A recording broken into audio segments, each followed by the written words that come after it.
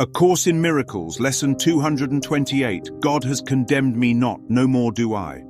God has condemned me not, no more do I. This single line contains the undoing of the entire thought system of the world. It erases judgment, cancels guilt, dissolves punishment, and ends the belief in condemnation at its root. If the lesson stopped here, salvation would be complete. The mind that believes in condemnation believes in impossibility. To condemn is to say, this one is guilty, this one is broken, this one deserves punishment. Yet God, who knows only innocence, cannot conceive of such a thought. To believe otherwise is to imagine that God could turn against his own creation.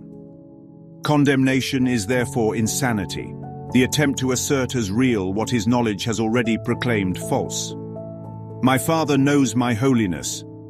He does not guess at it. He does not speculate. He does not hope. He knows. And holiness here means innocence, wholeness, the unshaken state of being exactly as created. Holiness is not moral superiority, not separation from sin, not special piety. It is the simple fact that what God created cannot be altered. The mind may cover it over with illusions, but the covering has no effect on the fact. Shall I deny his knowledge and believe in what his knowledge makes impossible? To believe in guilt is to assert that God's knowing is wrong, and that my private judgment is right.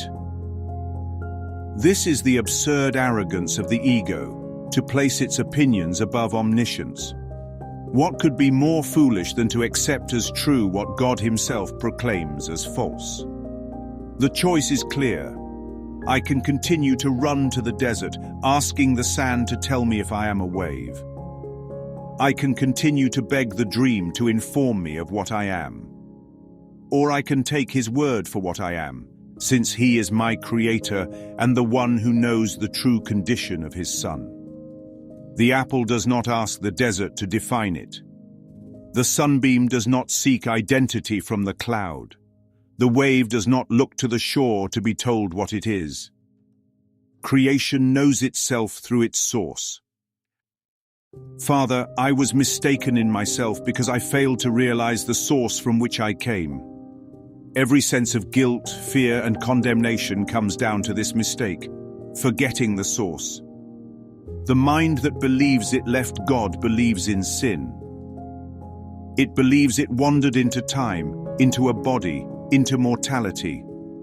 But the lesson cuts through this myth with surgical clarity. I have not left that source to enter in a body to die. That sentence detonates the entire illusion of incarnation. How could eternity leave itself? How could the timeless enter time? How could life become death? The idea collapses under its own impossibility.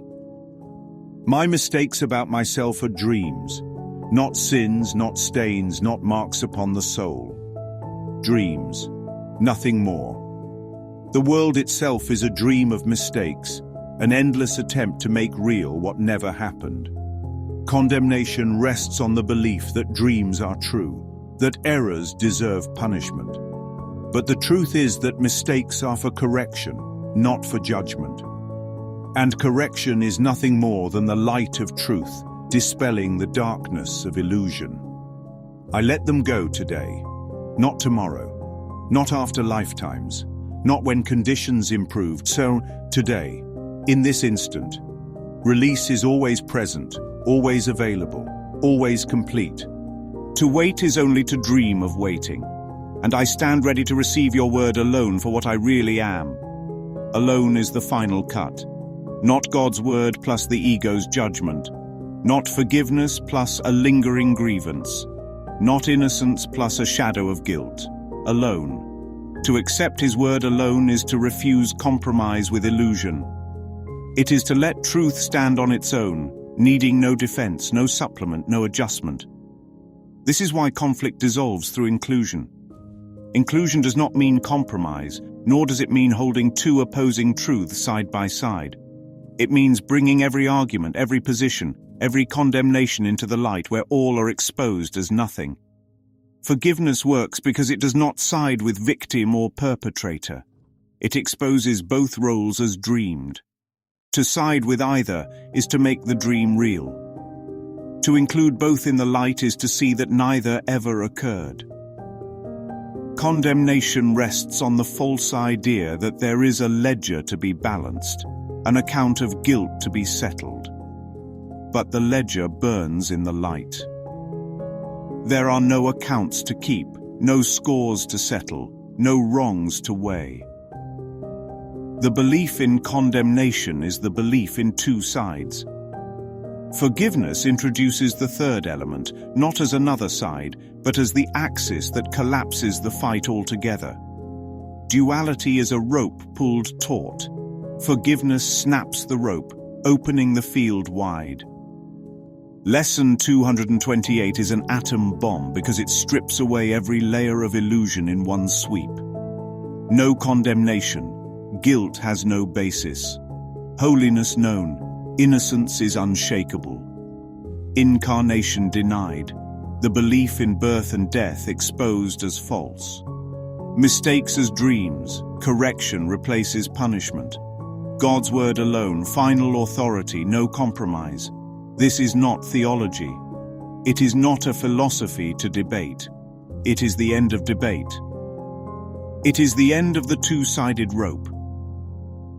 It is the recognition that the fight was over nothing and that the self who seemed condemned was dreaming all along. Condemnation was never real. Holiness was never lost. The source was never left. Mistakes never altered the truth. Dreams never became reality. God has condemned me not. And if he has not, then it is impossible that I could. This is the judgment that ends all judgment. God has condemned me not, no more do I.